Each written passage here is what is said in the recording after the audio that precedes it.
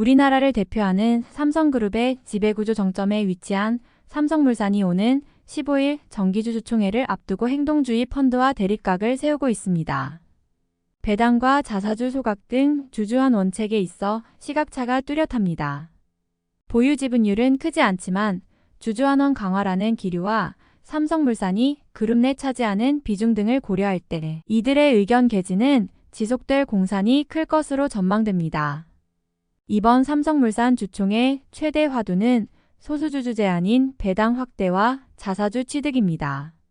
이는 영국계 자산운용사 시티 오브 런던 인베스트먼트 매니지먼트 외 4곳이 제기한 것입니다.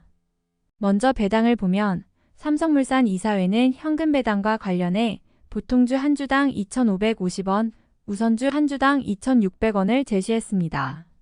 반면 행동주의 펀드 연합은 보통주의 경우 한 주당 4,500원, 우선주 한 주당 4,550원의 현금 배당을 제안했습니다. 삼성물산 이사회가 제시한 배당액 대비 보통주는 76.5%, 우선주는 75.0% 높은 수준입니다. 여기에 5천억 원 규모의 자사주 매입을 요구한 점을 반영하면 그 규모는 1조 원을 상회합니다. 행동주의 펀드 연합 측은 2015년 제일모직과 합병 이후 주식이 내재 가치 대비 60% 이상 낮은 가격에 거래되고 있다며 배당 확대와 자사주 매입 등 추가적 대안이 필요하다고 밝혔습니다. 삼성물산은 행동주의 펀드 연합의 요구가 도를 지나친다는 입장입니다. 삼성물산 측은 주주 제한상 총 주주환원 규모는 1조 2,364억 원으로 2023년뿐만 아니라 올해 회사의 잉여 현금 흐름 100%를 초과하는 금액이라며 이런 규모의 현금 유출이 이뤄진다면 회사는 미래 성장 동력 확보 및 사업 경쟁력 강화를 위한 자체 투자 재원을 확보하기 어렵다고 밝혔습니다. 삼성물산은 현재 자사주 소각을 꾀하고 있습니다. 자사주 소각은 대표적 주주 친화책 중 하나로 꼽힙니다. 현재 삼성물산의 자사주 규모는 2,358만 2,524주입니다.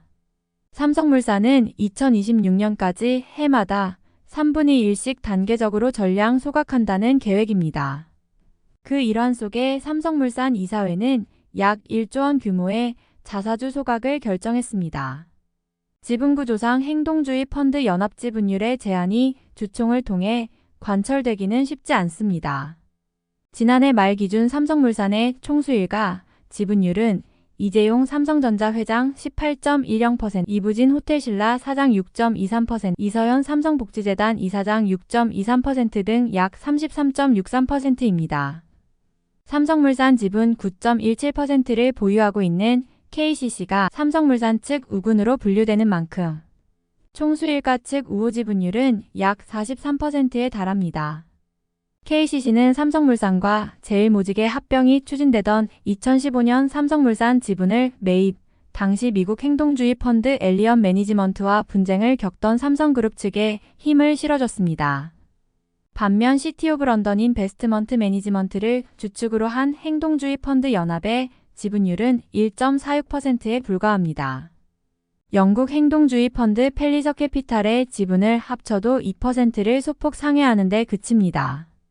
펠리서 캐피탈은 행동주의 펀드 연합의 공동 보유자로 합류하지는 않았지만 지지하는 입장을 피력한 상태입니다. 행동주의 펀드 연합이 주총에서 자신들이 제안한 안건을 관철시키기 위해서는 나머지 주주들의 지지가 필요합니다. 총수일가 측 지분을 제외하면 삼성물산의 주주별 지분 규모는 국민연금 7.01%, 소액주주는 39.65%의 비중을 차지하고 있습니다. 국민연금이 삼성물산 측에 힘을 실어준다면 주총에서 큰 고비는 없을 전망입니다. 국민연금의 의결권 방향을 예단하기는 힘들지만 삼성물산이 배당 확대를 비롯한 주주환원 강화에 나서고 있고 국민연금이 정부 측 입김을 배제할 수 없다는 특수성 등을 감안하면 행동주의 펀드 연합에 무게를 실어줄 가능성은 낮을 것으로 전망됩니다. 이번 행동주의 펀드 연합의 행보는 삼성물산이 지닌 무게감과 무관치 않은 것으로 해석됩니다. 삼성물산은 삼성그룹 총수일가로부터 시작되는 지배구조의 첫 단추입니다. 삼성그룹의 지배구조는 크게 이재용 삼성전자 회장에서 삼성물산, 삼성생명, 삼성전자로 이어지는 틀입니다.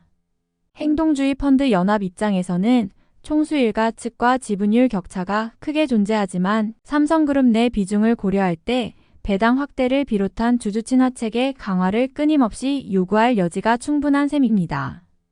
건설, 상사 등 자체적으로 영위하는 사업에 다수의 계열사들을 거느리고 있는 탓에 이들을 통해 유입되는 배당 등 자금도 적지 않은 만큼 삼성물산을 둘러싼 여건을 고려한 행동주의 펀드 연합의 목소리는 단발성에 그치지 않을 것으로 전망됩니다. 태생적 약점도 상존합니다. 삼성물산은 과거 제일모직과의 합병 과정에서 총수일가에게 유리한 합병 비율 산정 논란이 불거지며 주주들의 반발을 샀다는 점에서 소액주주에 대한 눈치를 볼 수밖에 없습니다.